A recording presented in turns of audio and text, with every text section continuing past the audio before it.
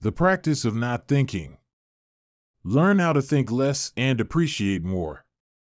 Imagine starting your day full of energy and determination, ready to tackle your goals. But as the hours pass, your mind begins to wander. You find yourself overthinking simple tasks, second-guessing your abilities, and replaying yesterday's trivial mistake. Before you know it, the momentum you started with has vanished, replaced by doubt and distraction. Have you ever felt that your mind is so active, so noisy, that it seems to be working against you? It tempts you to abandon your plans and traps you in an endless negative feedback loop. That, unfortunately, is a hardwired trait. Your brain is programmed to seek out stimulation, and negative thoughts grab your attention far more powerfully than calm, positive ones. But there's good news if you too struggle to turn off your thinking.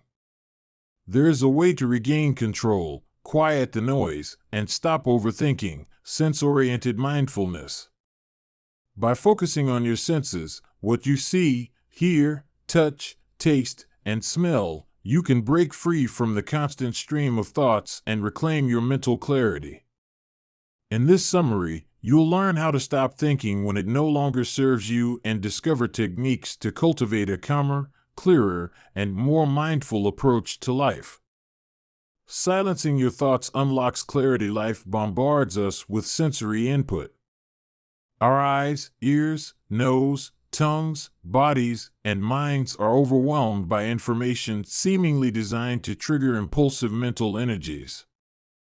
In Buddhist thought, these energies are sometimes termed the three poisons: desire, anger, and ignorance. Buddhists believe that these forces drive our overthinking, leading to stress, dissatisfaction, and a sense of disconnection from the present. Let's break that down. Desire is the mental energy that compels you to keep seeking more. Imagine someone pays you a compliment. Even if it's shallow, your mind lights up, craving more validation. This urge traps you in a cycle of wanting, distracting you from enjoying the simple joy of the compliment itself. Instead of being content, you feel restless, always hungry for the next dose of approval or pleasure. This craving keeps you tethered to external sources of happiness, leaving you unable to appreciate what's right in front of you. Anger is the reactive energy that resists unpleasant experiences. This isn't just about explosive rage, it includes subtler feelings like jealousy, regret, or self-doubt. For example, someone makes a cutting remark, and you feel the sting. Your mind pushes back, dwelling on the discomfort and replaying the moment over and over. This can spiral into intrusive thoughts. What if I fail? What if others judge me? Anger thrives on negativity, feeding the mental chatter that disconnects you from the present and drains your emotional energy. Ignorance, the third poison, is a lack of awareness about how your thoughts operate. Overthinking dulls your senses, pulling you out of the present moment. Picture this conversation. You hear the first word someone says, but your mind quickly drifts, wondering how they perceive you or replaying a past encounter. You're not fully listening. This detachment becomes habitual, leaving you unable to truly connect with others or enjoy life's pleasures. These patterns of desire, anger, and ignorance fuel overthinking. The mind craves stimulation, often finding negativity more engaging than enjoyment. As this mental noise grows, it blocks new experiences, leaving you feeling disconnected and dissatisfied. This relentless thinking erodes your ability to live in the moment and makes life feel like it's passing you by. But there's a way out. By understanding these patterns and reconnecting with your senses, you can silence the chatter in your mind and learn to experience life with clarity and joy. In the next sections, you'll find out how you can start making that transformation today. Inner peace comes when you learn to acknowledge emotions without reacting to them. Negative emotions like irritation and anger are part of life. When provoked, we usually respond in one of two ways, expressing our frustration or suppressing it. While these reactions seem instinctive, neither leads to long-term peace. Instead, they create cycles of tension that trap us in mental agitation and even reshape our personality over time. Mindfulness offers a third, more effective approach, observing emotions without reacting to them. When you express anger by complaining or lashing out, you reinforce its hold on your mind. The act of venting feels stimulating, which your brain can mistakenly register as rewarding. This encourages a habit of quick temper and emotional reactivity. Over time, you can become more prone to frustration as your mind increasingly associates anger with a sense of satisfaction. Repression doesn't resolve the issue either. Trying to suppress negative feelings generates a second layer of emotion, frustration at being frustrated. This creates internal conflict as you wrestle with the belief that feeling upset is wrong. These unresolved battles distort your emotional balance and complicate your relationships with others and yourself. Instead of expressing or suppressing anger, Buddhists urge us to observe the emotion as it arises. When you feel irritated, pause and mentally set the emotion aside. Rather than believing your anger is absolute truth, remind yourself, "I'm irritated, I think." Repeating this phrase frames the emotion as a thought rather than a fact. This small shift allows you to detach from the immediacy of the feeling. You are no longer consumed by the irritation, but rather acknowledging it as a temporary mental state. Observing your frustration from a distance lets you see it for what it is, a single perspective, not the whole truth. That undermines its power to trigger reflexive reactions like snapping at your significant other. Bracketing your emotions in this way helps prevent runaway thoughts and keeps you grounded in the present. When you contain your irritation, you begin to see situations more clearly. Instead of being overwhelmed by your emotions, you remain in control of your responses. And that's the idea here. Mindfulness doesn't mean denying negative emotions or pretending they don't exist, but rather recognizing them, accepting their presence, and then letting them pass without taking over.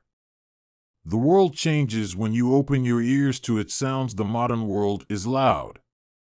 From the hum of traffic to the chatter of colleagues, your ears and mind are overstimulated. And all that noise makes it hard to focus, to listen. Even when you know you should be paying attention, like at work, your mind often wanders. This lack of focus ruins conversations and annoys colleagues. Worse, it severs your sense of connection to the world around you. Imagine, for example, that you're listening to your favorite music before a meeting. Your mind is engaged, entertained, stimulated. But then a colleague starts talking about some project or other. Your brain resists the shift from music to this new boring sound. You try to listen, but your thoughts keep drifting. Instead of focusing, you're mentally filtering out their words. You leave the conversation feeling disconnected.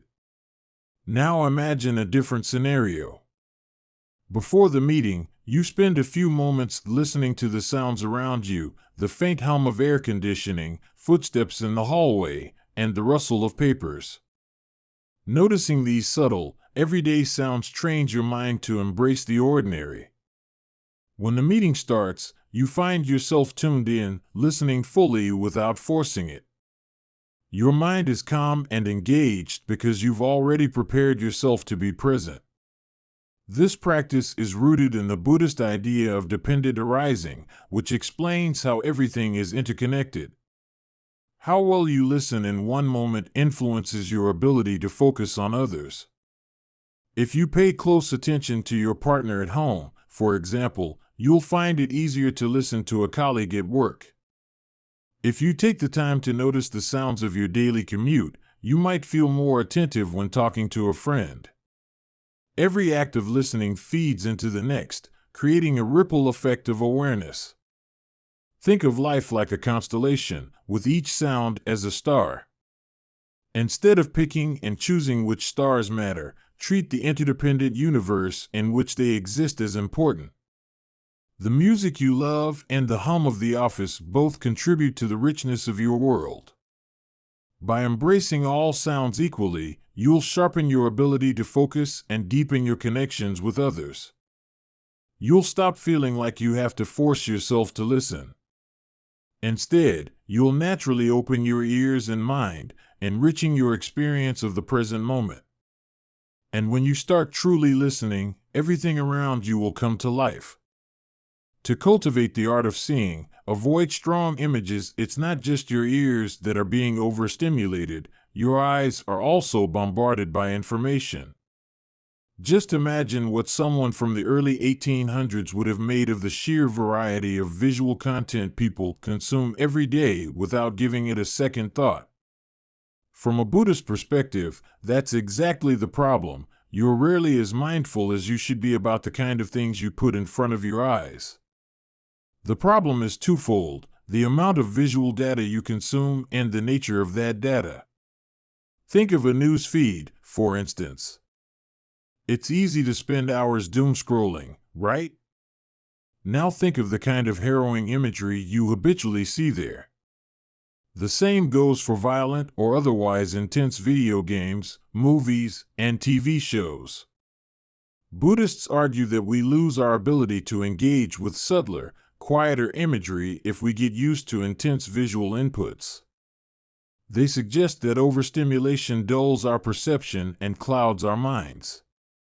It follows that the best way to protect your ability to see clearly is to avoid overly stimulating images, especially those that provoke strong emotions like anger or confusion. Think of the difference between looking at a clean, quiet room versus a messy, chaotic one. Which feels calmer? Violent films, sensational news stories, or even slapstick comedy shows can subtly trigger aggression or agitation. This stimulation builds up and leaves your mind restless, even when you're not aware of it. Instead, it's better to seek out visuals that have a neutral or calming effect, helping you cultivate clarity and focus.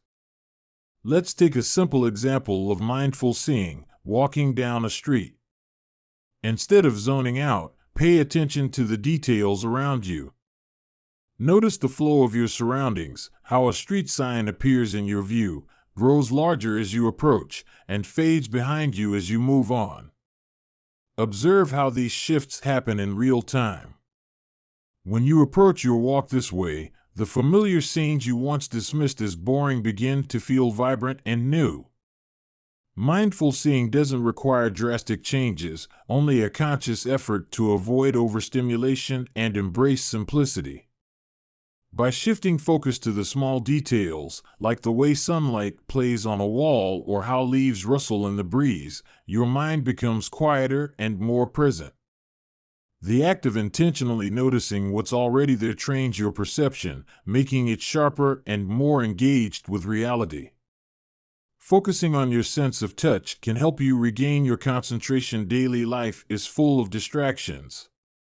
At work, you have to deal with constant interruptions, phone calls, conversations, meetings, and new tasks. This mental noise makes it hard to focus, leaving your thoughts scattered and your body tense. One of the most effective ways to regain clarity is by paying attention to the sense of touch. Here's how that works. Picture yourself sitting at your desk. You've been there for hours, you feel restless and uncomfortable. What would you usually do to distract yourself from this sense of discomfort? Whatever it is, don't do that. Instead, focus on the points where your body meets the chair. Note how the seat supports your weight, how the backrest presses against your back, and where tension builds in your legs or shoulders.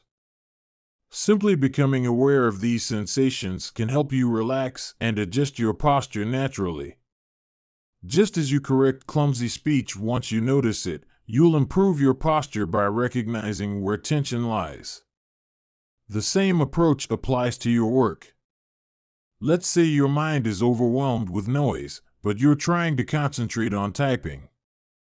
Shift your attention to the sensation at your fingertips as you press the keys.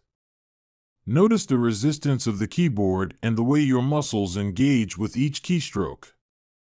By focusing on this simple, tactile experience, your concentration sharpens and your attention shifts to the task at hand.